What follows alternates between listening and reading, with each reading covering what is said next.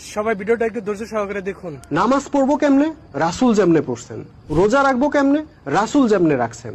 হজ করবো কেমনে? রাসূল যেমনে করছেন।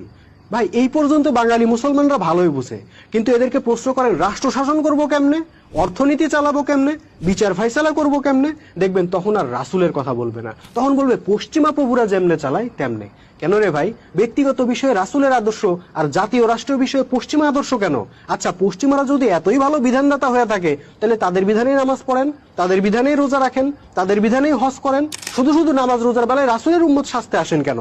ও নামাজের বেলায় রাসূলের উম্মত আর রাষ্ট্র চালানোর বেলায় আব্রাহাম লিঙ্কনের উম্মত। ভাই এই শিরকের মধ্যে আর কতদিন?